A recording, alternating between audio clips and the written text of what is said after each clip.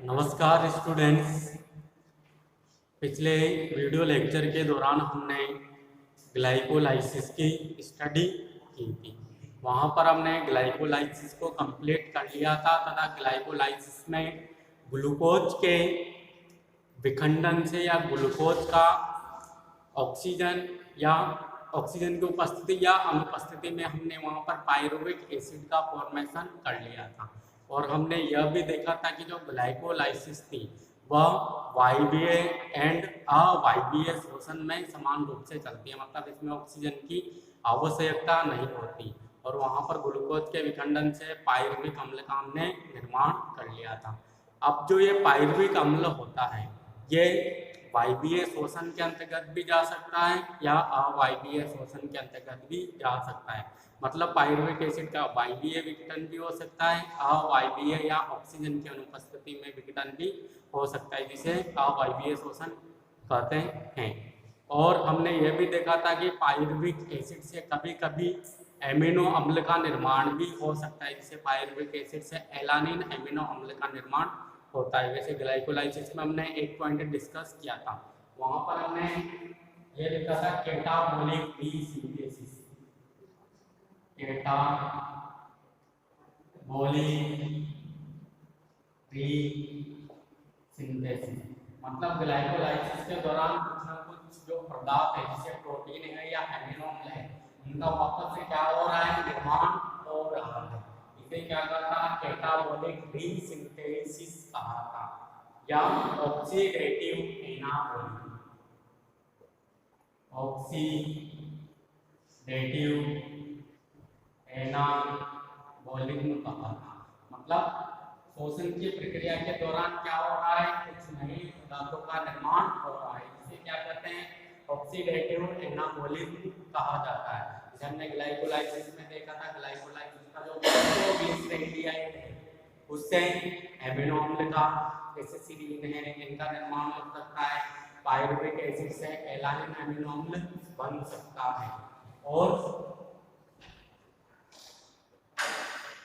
तो इसे क्या कहा था हमने, ऑक्सीडेटिव एनाबॉलिज्म कहा था।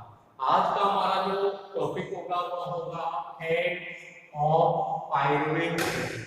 हमने ग्लाइकोलाइसिस का जो अंतिम उत्पाद होता है ग्लूकोज के विखंडन से जो फाइनल प्रोडक्ट या अंतिम उत्पाद बनता है वो इनका पायरुविक एसिड था।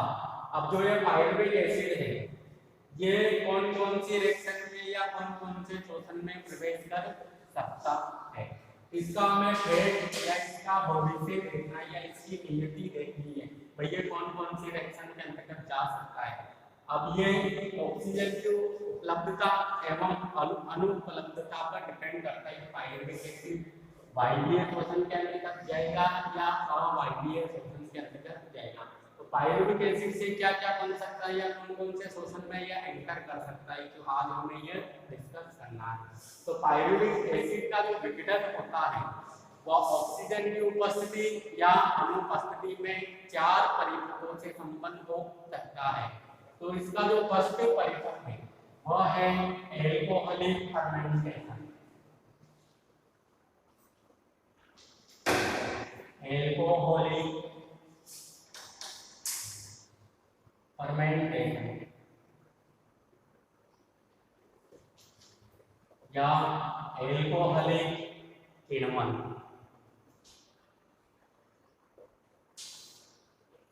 एल्कोहलिक किण्वन, एल्कोहलिक किण्वन का मतलब क्या होता है, पायरुविक एसिड से क्या बनाएंगे, फर्मेंटेशन की प्रोसेस के द्वारा हम एल्कोहल बनाएंगे। और पायरुविक एसिड से एल्कोहल का निर्माण ऑक्सीजन की अनुपस्थिति में संपन्न होता है, इसी कारण से अवायवीय शोषण भी कहते हैं। तो सर्वप्रथम क्या होगा, जो हमारा ग्लाइकोलाइसिस का जो फाइनल प्रोडक्ट था वो कौन था, पायरुविक एसिड। अब जो ये पायरुविक एसिड था इसका क्या होगा, ऑक्सीजन की अनुपस्थिति में विघटन होगा, जिसके कारण अगर हम पायरुविक एसिड से क्या बनेगा, यहाँ पर पहले तो एसिटेल्डिहाइड का निर्माण होगा।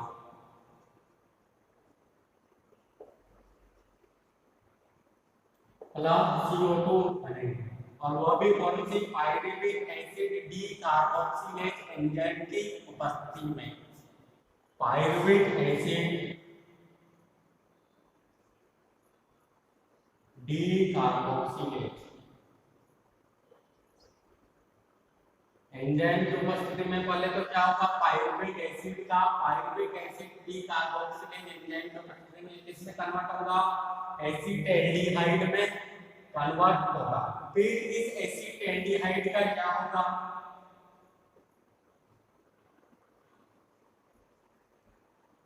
डीहाइड्रोजिनेज एंजाइम की उपस्थिति में किससे रिएक्ट करेगा, NaDH2 की उपस्थिति में। यहाँ पर जो एंजाइम काम आएगा वह है एल्कोहल डीहाइड्रोजिनेज, एल्कोहल डीहाइड्रोजिनेज, और उसकी उपस्थिति में जो ये एसिटेल्डिहाइड है ये किसमें कन्वर्ट हो जाएगा, एल्कोहल में कन्वर्ट हो जाएगा, और यहाँ पर NAD प्लस मुक्त हो जाएगा। तो पायरुवेट एसिड का अगर हम ऑक्सीजन की अनुपस्थिति में विघटन कराएं तो सर्वप्रथम pyruvate acid decarboxylase enzyme की उपस्थिति में एसिटेल्डिहाइड में कन्वर्ट हो जाएगा और CO2 टाइप मॉलिक्यूल्स मुक्त हो जाएगा। फिर एसिटेल्डिहाइड से क्या होगा, एसिटेल्डिहाइड NADH2 या जो रिड्यूसिंग एजेंट होता है या अपचायक जो कारक होता है उसकी उपस्थिति में, और यहाँ पर जो एंजाइम की हेल्प लेंगे वो कौन सा एंजाइम होगा, डीहाइड्रोजिनेज एंजाइम होगा। इसकी उपस्थिति में जो एसिटेल्डिहाइड है वह एल्कोहल के रूप में कन्वर्ट हो जाएगा, और पायरुवेट एसिड से क्या बन जाएगा, एल्कोहल बन जाएगा। ये ऑक्सीजन की अनुपस्थिति में हो रहा है, इसे क्या कह देते हैं हम, अवायवीय शोषण कहा देते हैं। और ये कहाँ पर संपन्न होता है, ये संपन्न होता है उच्च पादपों में। उच्च पादपों में कभी कभी ऑक्सीजन की अनुपस्थिति में पायरुवेट एसिड किसमें कन्वर्ट हो सकता है, एल्कोहल में कन्वर्ट हो सकता है। इसके बाद देखेंगे हम, ये तो हमने एल्कोहलिक फर्मेंटेशन देख लिया। इसके बाद जो सेकंड पाथवे होगा या जो सेकंड परिपथ होगा वो कौन सा होगा, लैक्टिक एसिड फर्मेंटेशन। सेकंड है लैक्टिक एसिड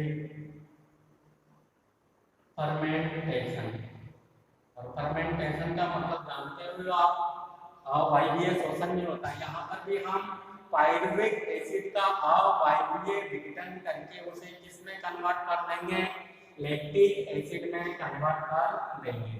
लैक्टिक एसिड किण्वन, लैक्टिक अम्ल किण्वन। यहाँ पर भी जो पायरुवेट एसिड होगा वह ऑक्सीजन की अनुपस्थिति में सर्वप्रथम किसमें कन्वर्ट होगा,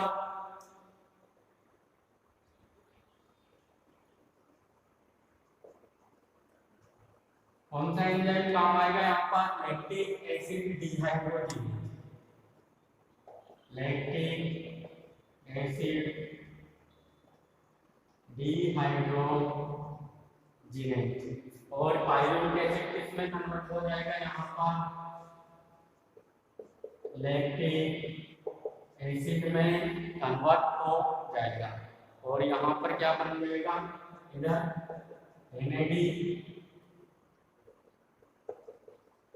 प्लस शेष बचेगा यहाँ पर, क्योंकि NADH2 जो कि रिड्यूसिंग एजेंट है उसकी उपस्थिति में पायरुवेट एसिड का क्या कर दिया जाता है, यहाँ पर अपचयन कर दिया जाता है, और अपचयन डीहाइड्रोजिनेज एंजाइम की उपस्थिति में किया जाता है, जिसके कारण यहाँ पर लैक्टिक एसिड का निर्माण हो जाता है। और यह वाला जो रेस्पिरेशन है वह भी ऑक्सीजन की अनुपस्थिति में होता है, मतलब पायरुवेट एसिड का विघटन किसकी अनुपस्थिति में हो रहा है, ऑक्सीजन की अनुपस्थिति में हो रहा है। इसे भी क्या कहेंगे हम, अवायवीय शोषण कहेंगे। और अवायवीय शोषण में आपको पता ही होगा, केवल अगर कोशिका में अवायवीय शोषण होता है तो केवल 2 एटीपी प्राप्त होते हैं। ग्लाइकोलाइसिस में हमने कितने एटीपी बनाए थे? एक तो 4 एटीपी बनाए थे। ग्लाइकोलाइसिस में ग्लूकोज को जब पायरुविक एसिड में कन्वर्ट किया था तो वहां पर 4 एटीपी और हमें 2 NADH2 प्राप्त हुए थे। इन 4 में से 2 एटीपी तो फॉस्फोराइलेशन की प्रक्रिया में काम आ गए थे, तो कितने बचे थे? वहां पर 2 एटीपी बचे थे और 2 NADH2 बचे थे। मतलब अगर इनका टोटल करें तो लगभग हमें 8 एटीपी प्राप्त हुए थे ग्लाइकोलाइसिस में। परंतु ग्लाइकोलाइसिस के दौरान जो पायरुविक एसिड बनता है, अगर वह अवायवीय शोषण में प्रवेश कर जाता है या ऑक्सीजन की अनुपस्थिति में उसका विघटन होता है, उस दौरान यहाँ पर जो ये 2 NADH2 बने हैं, इनका उपयोग इस अवायवीय शोषण में हो जाता है। जैसे हमने अभी जो एल्कोहलिक फर्मेंटेशन किया, वहां पर पायरुविक एसिड को हमने पहले तो एसिटाल्डिहाइड में कन्वर्ट किया था, फिर एसिटाल्डिहाइड का क्या करवाया था? अपचयन करवाया था, जिसके कारण वो किसके रूप में कन्वर्ट हुआ था? एल्कोहल के रूप में कन्वर्ट हुआ था। और वहां पर जो हमने अपचायक कारक का वो उपयोग किया था, वो कौन सा था? NADH2 था। और NADH2 वहां पर काम आ गया था, जो भी कहां से लिया था उन्होंने? ग्लाइकोलाइसिस के दौरान जो बना था वही वहां पर एल्कोहलिक फर्मेंटेशन में काम आया था। मतलब एक पायरुविक एसिड को अगर एल्कोहल में कन्वर्ट किया था तो वहां एक NADH2, और हमें पता है कि ग्लाइकोलाइसिस में 2 पायरुविक एसिड बनते हैं, तो दोनों ही NADH2 अवायवीय शोषण में प्रयुक्त हो जाते हैं। तो फाइनली हमारे पास क्या बचता है? अवायवीय शोषण के दौरान केवल 2 एटीपी बचते हैं। उसी प्रकार हमने यहाँ पर पायरुविक एसिड या लैक्टिक एसिड का फर्मेंटेशन किया, मतलब लैक्टिक एसिड फर्मेंटेशन या पायरुविक एसिड का वापस से अवायवीय विघटन करवाया। तो यहाँ पर भी क्या जरूरत है हमें? लैक्टिक पायरुविक एसिड का अपचयन करने के लिए एक NADH2 की जरूरत है। अगर पायरुविक एसिड एक लेंगे तो NADH2 भी एक लेंगे, और अवायवीय शोषण के दौरान ये पायरुविक एसिड किसमें कन्वर्ट हो जाएगा? लैक्टिक एसिड में कन्वर्ट हो जाएगा। यहाँ पर ग्लाइकोलाइसिस के दौरान जो बना हुआ NADH2 था तो यहाँ पर उपयोग हो जाता है। इसी कारण अवायवीय शोषण में हमें केवल 2 एटीपी मिलते हैं, मतलब काफी कम मात्रा में ऊर्जा प्राप्त होती है। जबकि अगर यह पायरुविक एसिड अगर वायवीय शोषण में प्रवेश करता तो हमें बहुत सारे NADH2 एटीपी यहाँ पर प्राप्त होते हैं, क्योंकि पायरुविक एसिड का कंप्लीट ऑक्सीडेशन करने के लिए किसकी जरूरत होती है? ऑक्सीजन की। अगर इसका वायवीय विघटन करवाते हैं तो ये क्रेब्स चक्र में प्रवेश करता, फिर PDS चलती और वहां पर हमें काफी ज्यादा मात्रा में लगभग 36 या 38 एटीपी एनर्जी हमें प्राप्त होती, जबकि अवायवीय शोषण में कितनी होती है? केवल 2 एटीपी ऊर्जा हमें प्राप्त होती है। तो 2 पाथवे हमने देख लिए, एक तो एल्कोहलिक फर्मेंटेशन और लैक्टिक एसिड फर्मेंटेशन, और ये दोनों ही पाथवे किसकी अनुपस्थिति में होते हैं? ऑक्सीजन की अनुपस्थिति में होते हैं। मतलब ऑक्सीजन का कोई रोल नहीं है। ऑक्सीजन एब्सेंट होगी तब पायरुविक एसिड किसमें कन्वर्ट हो जाएगा? या तो एल्कोहल में कन्वर्ट हो जाएगा या लैक्टिक एसिड में कन्वर्ट हो जाएगा। अब जो इसका तीसरा पाथवे है भाई, पायरुविक एसिड और कौन सी रिएक्शन में प्रवेश करता है? तो पायरुविक एसिड से कभी कभी एमिनो अम्ल का सिंथेसिस भी हो सकता है। क्या हो सकता है? पायरुविक एसिड से कभी कभी एमिनो अम्ल का सिंथेसिस भी हो सकता है, या formation of aniline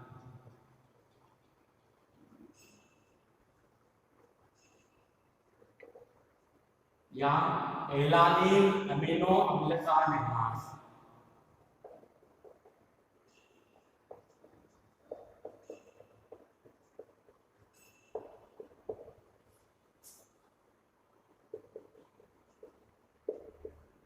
alanine amino अम्ल का निर्माण कैसे होगा? जो पायरुविक एसिड था वह कभी कभी ट्रांस एमिनेशन की प्रोसेस में, या ट्रांस एमिनेशन जो प्रक्रिया होती है, मतलब एमिनो अम्ल निर्माण की जो प्रोसेस होती है उसमें एंटर कर जाता है, और पायरुविक एसिड से क्या बन सकता है? कभी कभी एलानिन अमीनो अम्ल अम्ल भी बन सकता है जब कोशिका में इसकी जरूरत होगी या एलानिन कम मात्रा में होगा तो पाइरुविक एसिड भी क्या कर सकता है, एमिनो अम्ल का सिंथेसिस कर सकता है। फिर एमालिन से जब उसका ट्रांसएमिनेशन होगा तो अनदर एमिनो अम्ल बन सकता है। इसको कैसे लिखेंगे अपन,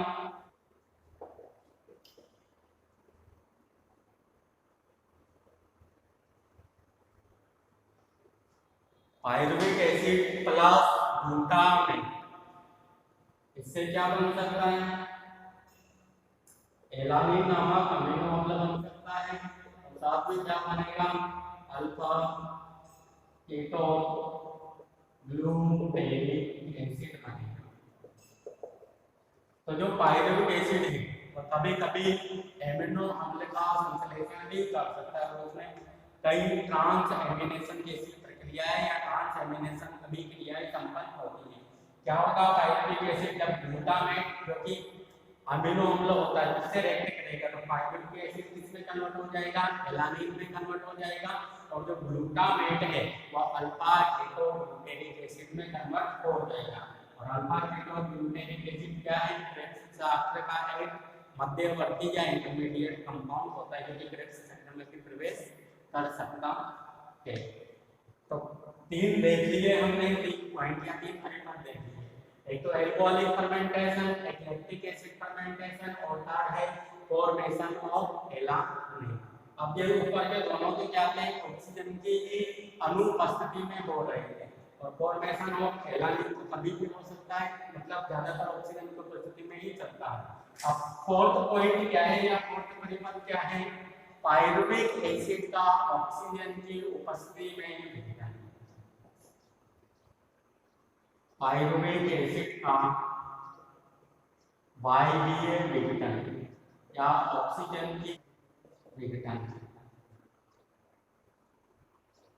तो ऑक्सीजन के पाइरुविक एसिड का अगर ऑक्सीजन की उपस्थिति में हम विघटन कराएंगे तो पाइरुविक एसिड का पहले किसके रूप में कन्वर्जन होगा, पाइरुविक एसिड पहले एसिटाइल कोएंजाइम के रूप में कन्वर्ट होगा, फिर एसिटाइल कोएंजाइम क्रेब्स साइकिल में एंटर करेगा और वहां पर एसिटाइल कोएंजाइम का कंप्लीट ऑक्सीडेशन के द्वारा क्या बनेंगे, NADH2, FADH2 या GTP ऐसे मॉलिक्यूल्स बनेंगे। फिर वह NADH2 FADH2 कहां पर जाएंगे, इलेक्ट्रॉन ट्रांसपोर्ट चेन में जाएंगे जहां पर ऑक्सीकृत होकर क्या करेंगे, एनर्जी या एटीपी का प्रोडक्शन करने का कार्य करते हैं। इस प्रकार पाइरुविक एसिड का वायवीय विघटन संपन्न होता है। तो अगर हम और पाइरुविक एसिड का जो वायवीय विघटन होता है वो कहां पर संपन्न होता है, हमने अभी क्रेब्स साइकिल की या इलेक्ट्रॉन ट्रांसपोर्ट चेन की बात की, तो ये कहां पर चलती है, माइटोकॉन्ड्रिया के अंदर, माइटोकॉन्ड्रिया की मेम्ब्रेन या उसके मैट्रिक्स में चलती है। इलेक्ट्रॉन ट्रांसपोर्ट चेन तो माइटोकॉन्ड्रिया की इनर मेम्ब्रेन पर चलती है और जो क्रेब्स साइकिल है वह माइटोकॉन्ड्रिया के मैट्रिक्स में चलती है। तो वहां पर क्या होगा, पाइरुविक एसिड का वायवीय विघटन संपन्न होता है और वायवीय विघटन के फलस्वरूप क्या बनती है, एटीपी बनती है। अगर इसकी रिएक्शन को हम लिखना चाहें तो कैसे लिखेंगे, पाइरुविक एसिड इसमें जाएगा, पहले तो क्रेब्स चक्र में जाएगा, मतलब क्रेब्स चक्र से पहले ये किसमें कन्वर्ट होगा, एसिटाइल कोएंजाइम के रूप में कन्वर्ट होगा, फिर क्रेब्स चक्र में जाएगा जहां पर क्या मुक्त होंगे, एक तो CO2 मॉलिक्यूल मुक्त होंगे प्लस कुछ H+ आयन मुक्त होंगे प्लस कुछ इलेक्ट्रॉन यहाँ पर हमें देखने को मिलेंगे या कुछ इलेक्ट्रॉन मुक्त होंगे। फिर जो इनऑर्गेनिक फॉस्फेट है, इनऑर्गेनिक फॉस्फेट प्लस कुछ इलेक्ट्रॉन, यहाँ से इलेक्ट्रॉन हमें प्राप्त होंगे प्लस आयन प्लस एडीपी, और कहां पर होगी ये प्रक्रिया, इलेक्ट्रॉन ट्रांसपोर्ट चेन में या ETC में, और वहां पर क्या बन जाएगा, एटीपी का निर्माण या ऊर्जा का निर्माण हो जाएगा। इनऑर्गेनिक फॉस्फेट क्या करेगा, इलेक्ट्रॉन को ग्रहण करेगा, थोड़े बहुत H+ आयन को मतलब इलेक्ट्रॉन को ग्रहण करेगा H+ आयन एटीपी, तथा यहाँ से क्या बनेगा, उस मात्रा में वाटर मॉलिक्यूल्स भी यहाँ पर हमें देखने को मिलेंगे। इस प्रकार पायरुविक एसिड का वायवीय विघटन संपन्न होता है। अब मैं इसको समझाता हूँ ये आया कहाँ से। पायरुविक एसिड पहले किसमें कन्वर्ट होता है, क्रेब्स साइकिल में एंटर करने से पहले एसिटाइल कोएंजाइम के रूप में कन्वर्ट होता है। फिर एसिटाइल कोएंजाइम क्रेब्स साइकिल में चलेगा, जिसके कारण वहां पर कुछ मात्रा में CO2 भी मुक्त होंगे और क्या बनेंगे, NaDH2 FADH2 बनेगा।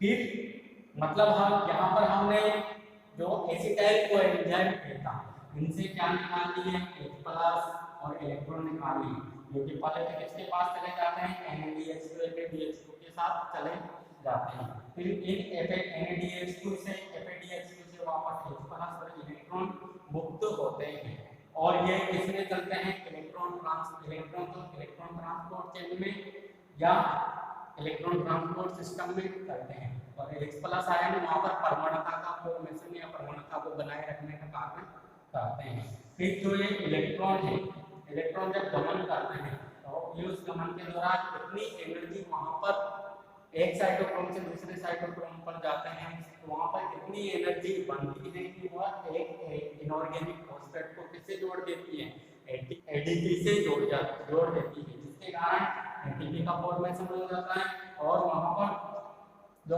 ऑक्सीजन उपस्थित होता है वह H+ आयन के साथ क्रिया कर वाटर का भी फॉर्मेशन कर देता है। इस प्रकार पायरुविक एसिड का वायवीय विघटन संपन्न होता है और यहाँ पर लगभग 36 या एक ग्लूकोज के अणु से लगभग 36 या 38 एटीपी हमें प्राप्त होती है। तो ये था पायरुविक एसिड का भविष्य क्या है। और पायरुविक एसिड कितने परिपथ संपन्न होते हैं, इसमें ऑक्सीजन की उपस्थिति या अनुपस्थिति के आधार पर ये 4 परिपथों में प्रवेश कर सकता है।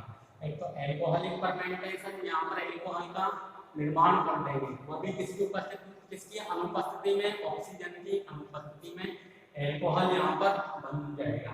इसे अवायवीय शोषण भी कहा सकते हैं। और यहाँ पर कितनी एटीपी मिलेगी, केवल 2 एटीपी मिलेगी। और किनमें संपन्न होता है ये, कभी कभी उच्च पादपों में या जो हाइयर प्लांट्स होते हैं उनमें संपन्न हो सकता है एल्कोहल निर्माण। इसके बाद लैक्टिक एसिड फर्मेंटेशन, यहाँ पर पायरुविक एसिड का अगर हम ऑक्सीजन की अनुपस्थिति में विघटन कराएंगे तो क्या बन जाएगा, पायरुविक एसिड से लैक्टिक एसिड बन जाएगा। और ऑक्सीजन की अनुपस्थिति में होने के कारण इसे अवायवीय शोषण भी कहा सकते हैं। और इसमें भी केवल हमें 2 एटीपी मिलेगी।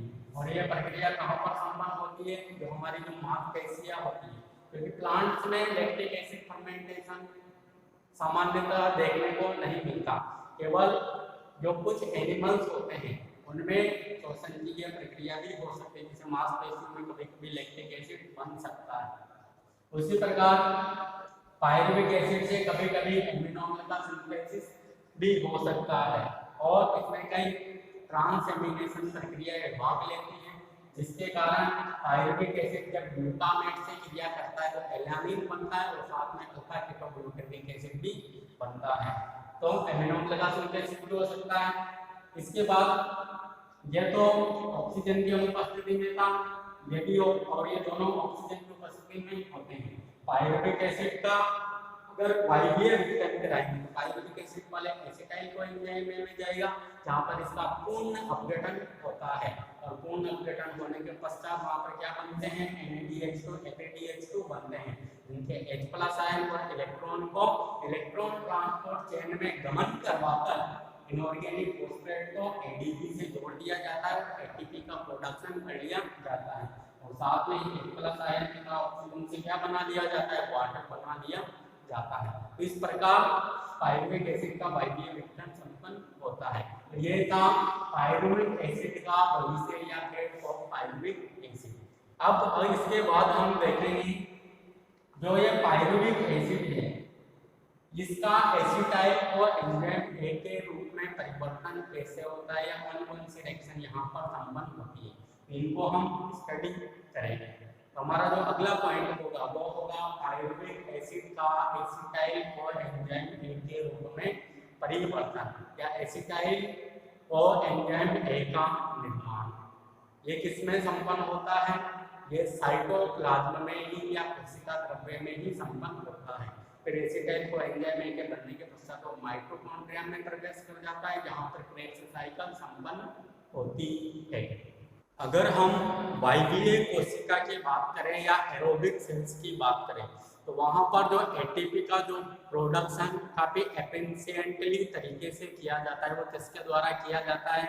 क्रेब्स साइकिल के द्वारा या क्रेब्स चक्र के द्वारा किया जाता है, क्योंकि वायवीय शोषण में क्रेब्स चक्र के द्वारा ही सबसे ज़्यादा एनर्जी बनाई जाती है। तो क्रेब्स साइकिल एक एफिशिएंट मेथड के रूप में वहाँ पर पाई जाती है और उसके द्वारा ही सबसे ज़्यादा एनर्जी का प्रोडक्शन किया जाता है। और क्रेब्स साइकिल कहाँ पर चलती है? वह चलती है माइटोकॉन्ड्रिया के अंदर चलती है। और माइटोकॉन्ड्रिया के अंदर ही जो एसिटाइल कोएंजाइम है उसका पूर्ण अपघटन होता है। किसकी उपस्थिति में? ऑक्सीजन की उपस्थिति में पूर्ण अपघटन होता है और काफी ज्यादा मात्रा में एनर्जी रिलीज होती है, जो कि विभिन्न जैविक कार्यों में उपयोग की जाती है। तो हमें क्या बनाना है? अब एसिटाइल कोएंजाइम ए बनाना है, क्योंकि अगर पायरुविक एसिड का वायवीय विघटन करना है तो पायरुविक एसिड को पहले किसके रूप में चेंज करना पड़ेगा? पायरुविक एसिड को एसिटाइल कोएंजाइम ए के रूप में चेंज करना पड़ेगा। तो जो पायरुविक एसिड होता है कहाँ पर है? साइटोप्लाज्म में है, क्योंकि जो ग्लाइकोलाइसिस संपन्न हुई थी वह कहाँ पर हुई थी? साइटोप्लाज्म में या कोशिका द्रव्य में संपन्न हुई थी। तो साइटोप्लाज्म में ही इस पायरुविक एसिड से क्या बना लिया जाता है? एसिटाइल कोएंजाइम ए का निर्माण कर लिया जाता है। अब जो ये एसिटाइल कोएंजाइम है ये क्रेब्स चक्र माइटोकॉन्ड्रिया में प्रवेश करेगा और वहां पर क्रेब्स चक्र में प्रवेश कर NADH2 FADH2 जैसे यौगिकों का निर्माण करेगा। फिर वह ETS में जाएंगे, इलेक्ट्रॉन ट्रांसपोर्ट चेन में जाएंगे और वहां पर ATP का प्रोडक्शन करेंगे। तो हमारा जो अगला पॉइंट है वो है conversion of pyruvic acid into acetyl coenzyme या एसिटाइल कोएंजाइम ए का निर्माण या पायरुविक एसिड को एसिटाइल कोएंजाइम ए के रूप में परिवर्तित करना। तो ये परिवर्तन एक तो एंजाइम, इस परिवर्तन में एक तो हमें काफी एफिशिएंट एंजाइम कॉम्प्लेक्स की जरूरत पड़ती है और साथ ही 5 कोफैक्टर की हमें जरूरत पड़ती है। इसमें जो एंजाइम कॉम्प्लेक्स होता है उसमें 3 तरह के एंजाइम होते हैं। एक तो डिहाइड्रोजिनेज एंजाइम,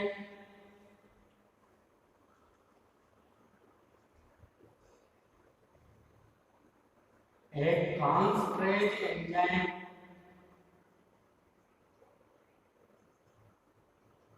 और एक डी कार्बोक्सिलेज एंजाइम। कौन कौन से एंजाइम? 3 एंजाइम, मतलब जो एंजाइम कॉम्प्लेक्स होगा उसमें 3 तरह के एंजाइम होंगे। एक तो डी कार्बोक्सिलेज, दूसरा ट्रांसफरेज, तीसरा डिहाइड्रोजिनेज। तीन तो क्या है? एंजाइम। और 5 कोफैक्टर की हमें जरूरत पड़ती है क्योंकि एंजाइम के साथ जुड़े हैं। 5 क्या हुए? कोफैक्टर या सहायक। पहला कोफैक्टर होगा मैग्नीशियम प्लस आयन, दूसरा होगा TPP thiamine pyrophosphate, thiamine pyrophosphate. जो तीसरा कोफैक्टर होगा वो होगा NAD+, निकोटिनामाइड एडेनिन डाइन्यूक्लियोटाइड्स।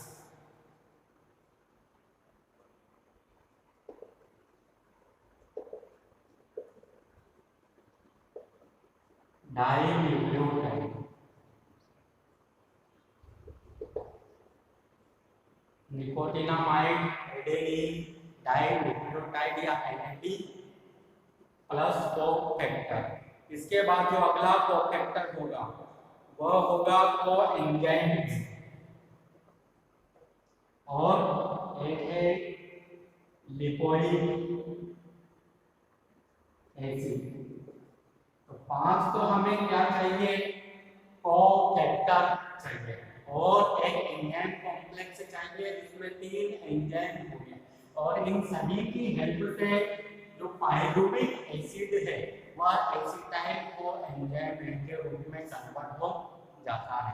तो अगर हमें पाइरुविक एसिड को एसिटाइल को एंजाइम के रूप में कन्वर्ट करना है तो हमें 3 तरह के एंजाइम की रिक्वायरमेंट होगी। या कोशिका के अंदर 3 तरह के एंजाइम चाहिए, एक तो डी कार्बोक्सिलेज, एक ट्रांसफरेज, एक डिहाइड्रोजिनेज और साथ ही 5 कोफैक्टर चाहिए, तो मैग्नीशियम 2+ आयन, एक थायमिन पॉलीफॉस्फेट, एक लिपोइक एसिड, एक कोएंजाइम और एक NAD+ निकोटिनामाइड एडेनिन डाइन्यूक्लियोटाइड चाहिए। अब ये कोफैक्टर क्या होते हैं तो इनके बारे में तो मैं बता दूं। वैसे तो हम एंजाइम वाली जो चैप्टर है या एंजाइम वाला जो पार्ट है वहां पर हम कोफैक्टर का काफी गहनता से हम अध्ययन करेंगे। अब जो ये कोफैक्टर होते हैं, ये कोफैक्टर जो यहाँ पर जो एंजाइम है इनकी एक्टिव साइट के साथ जुड़कर इन एंजाइम की सक्रियता को बढ़ाने का कार्य किया जाता है। मतलब एंजाइम की किसी भी पोर्शन से जुड़ सकते हैं और जुड़कर एंजाइम की जो एक्टिविटी है उसको बढ़ाने का कार्य कोफैक्टर के द्वारा ही किया जाता है ताकि एंजाइम काफी तीव्र गति से क्रिया कर सके। तो हमें 3 तरह के तो एंजाइम और 5 कोफैक्टर की जरूरत होती है। अब देखते हैं भाई कौन कौन सी स्टेप के द्वारा pyruvic acid acetyl co enzyme के रूप में कन्वर्ट होता है। तो इन स्टेप को हम देख लेते हैं यहाँ पर। तो पहले तो क्या होगा, जो पाइरुविक एसिड है, पहले तो क्या होगा, जो पाइरुविक एसिड है और सर्वप्रथम मैग्नीशियम 2+ आयन की उपस्थिति में, मैग्नीशियम 2+ आयन की उपस्थिति में थायमिन पॉलीफॉस्फेट से क्रिया करते हैं। पाइरुविक एसिड थायमिन पॉलीफॉस्फेट से रिएक्ट करेगा किसकी उपस्थिति में, मैग्नीशियम आयन की उपस्थिति में, तथा क्या बना देगा, पाइरुविक एसिड TPP कॉम्प्लेक्स। क्या बन जाएगा, pyruvic acid TPP complex, pyruvic acid thiamine polyphosphate complex, इसका निर्माण हो जाएगा। देखना सर्वप्रथम क्या होगा, तो पाइरुविक एसिड है और थायमिन पॉलीफॉस्फेट से क्रिया करेगा और मैग्नीशियम आयन की उपस्थिति में ये क्रिया होगी। इसके कारण pyruvic acid thiamine polyphosphate complex का निर्माण हो जाएगा। अब ये कॉम्प्लेक्स है, ये डी कार्बोक्सिलेज एंजाइम से, डी कार्बोक्सिलेज एंजाइम की उपस्थिति में एक CO2 को यहाँ से मुक्त करवाएगा और साथ में ही यहाँ पर पाइरुविक एसिड TPP कॉम्प्लेक्स है, यह एसिटाइल TPP कॉम्प्लेक्स में कन्वर्ट हो जाएगा। तो डी कार्बोक्सिलेज एंजाइम की उपस्थिति में क्या होगा,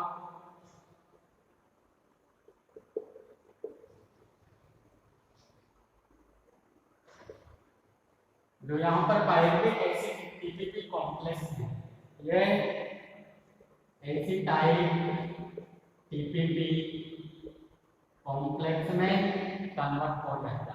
तो यहाँ पर डी कार्बोक्सिलेज एंजाइम की उपस्थिति में क्या होगी, एक CO2 का मॉलिक्यूल यहाँ पर मुक्त होगा।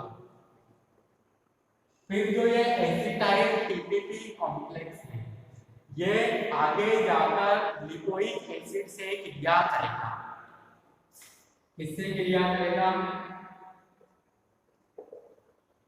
लिपोइक एसिड से, और यहाँ पर जो एंजाइम काम आएगा उसका नाम है ट्रांसफरेज।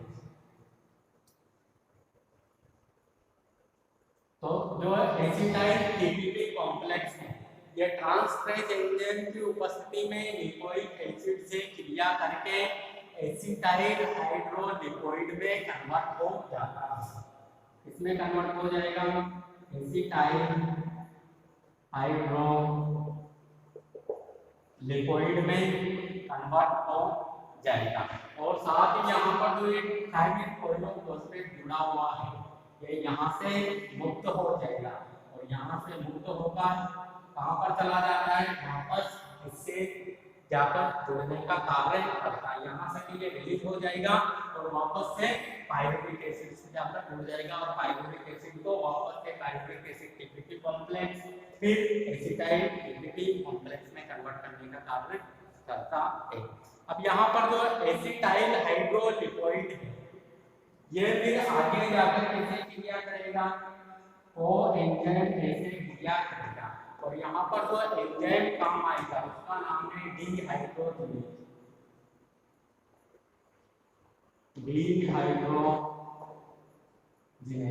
जिसके कारण क्या होगा, यहाँ पर बनेगा एक तो एसिटाइल को एंजाइम है और साथ में ही क्या बनेगा, साथ में बनेगा लिपोइक एसिड।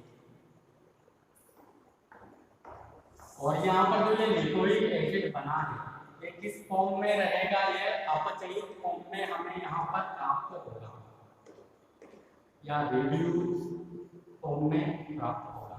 तो यहाँ पर जो एसिटाइल हाइड्रोलिपोइड था वह डिहाइड्रोजिनेज एंजाइम की उपस्थिति में किससे रिएक्ट करेगा, तो एंजाइम से रिएक्ट करेगा। इसके कारण एसिटाइल हाइड्रोलिपोइड है वो दो भागों में टूट जाता है, एक तो लिपोइक एसिड और एक एसिटाइल कोएंजाइम।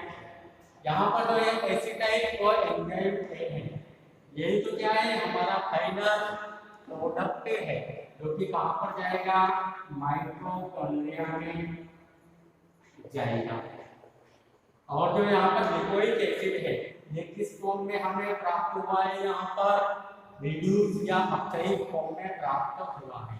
अब इसका यहाँ पर क्या करवाएंगे, हम ऑक्सीडेशन करवाएंगे। ऑक्सीडेशन के दौरान क्या निकालेंगे, हम इससे H+ आयन निकालेंगे। क्या करवाएंगे, हम इस लिपोइक एसिड का यहाँ पर ऑक्सीकरण करवाएंगे क्योंकि ये किस फॉर्म में प्राप्त हुआ है, हमें रिड्यूस फॉर्म में, मतलब इसके पास हाइड्रोजन आयन की कंसंट्रेशन काफी ज्यादा है। अब इससे क्या निकालेंगे, तो हाइड्रोजन आयन निकालेंगे जिसके कारण ये ऑक्सीडाइज फॉर्म में या इसको जो नॉर्मल फॉर्म में उसमें हमें प्राप्त हो जाएगा।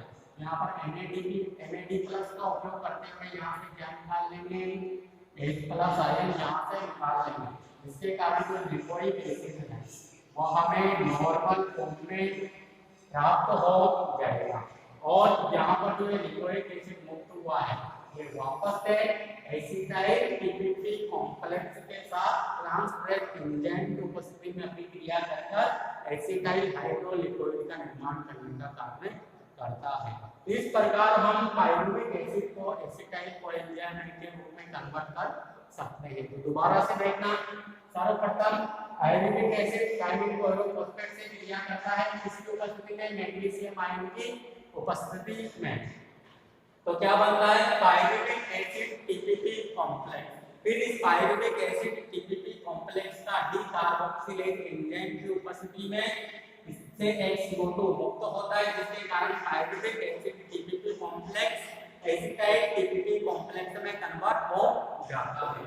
फिर यह एसिटाइल टीपीपी कॉम्प्लेक्स क्या करेगा, लिपोइक एसिड से अभिक्रिया करेगा कौन से एंजाइम की उपस्थिति में, ट्रांसफरेज एंजाइम की उपस्थिति में, जिसके कारण एसिटाइल टीपीपी कॉम्प्लेक्स है वह एसिटाइल हाइड्रोलिपोइड में कन्वर्ट हो जाता है और यहाँ पर एक थायमिन क्लोरोफॉस्फेट या टीपीपी मुक्त हो जाता है जो कि वापस से यहाँ पर आ जाता है और पायरुविक एसिड को एसिटाइल टीपीपी कॉम्प्लेक्स में कन्वर्ट करने का कार्य करता है। उसके बाद एसिटाइल हाइड्रोलिपोइड है वह डीहाइड्रोजिनेज एंजाइम की उपस्थिति में और एंजाइम से रिएक्ट करते हुए या कोएंजाइम को जोड़कर किसका निर्माण करता है, एक तो एसिटाइल कोएंजाइम का निर्माण करता है, एक लिपोइक एसिड का निर्माण करता है। यहाँ पर जो ये एसिटाइल कोएंजाइम में बना है ये माइटोकॉन्ड्रिया के अंदर चला जाएगा और वहाँ पर इसका कंप्लीट ऑक्सीडेशन या कंप्लीट रिडक्शन संपन्न होता है। और यहाँ पर जो ये लिपोइक एसिड बना है ये रिड्यूस फॉर्म में बना है, मतलब ये काफी अपचयित अवस्था है जिसका ऑक्सीकरण किसके द्वारा किया जाता है, NAD+ के द्वारा किया जाता है।